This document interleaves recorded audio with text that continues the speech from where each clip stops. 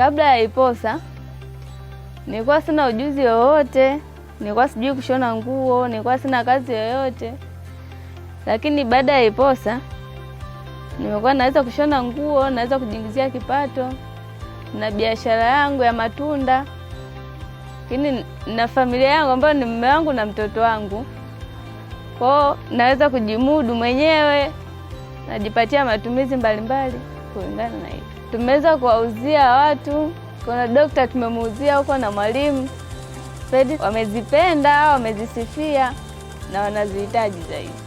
Kwanza nishukuru kwa ufadhili huu ambao tumefadhiliwa vijana.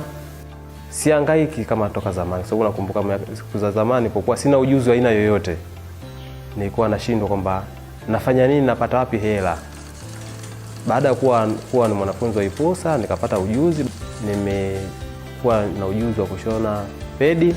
Ile pedi ilikuwa ni nzuri, nilimpatia mke wangu, alitumia vizuri. Ile pedi inapotumika unaruhusiwa pia vile vitambaa kufanyaje kuvifua.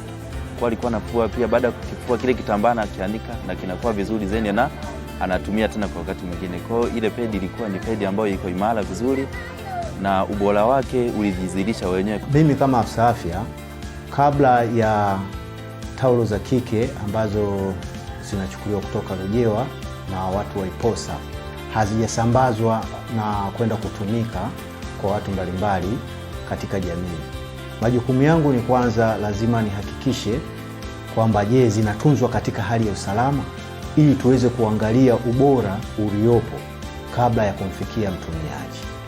Pia tunapenda kuwashukuru wafadhili wetu UNICEF kwa kutupatia mtaji kwa vijana wetu kutanua biashara yao, kusambaza hizi taulo za kike za kufua katika kata zote. Sababu sisi tuna kata 14 lakini tuna vijiji 72, tuna vitongoji 342. Kwa hiyo tunaamini kuwa katika kila eneo itaweza kufikika. Na sisi halmashauri tumeweka mkakati na tumeshaweka mpango wetu katika bajeti ya mwaka 23-24 kwa kutoa milioni 17.5 kwa ajili ya kuongeza jitihada kwa hao vijana. Na huu ni mpango ni endelevu ambao tutahakikisha sasa kila sehemu hizi taulo zinaweza kufika. Tunatoa ushauri kwa vijana wote walipo wajiunge na IPOSA. IPOSA alisema kwamba ni ukombozi wa maisha kwa vijana ambao tuko mitaani.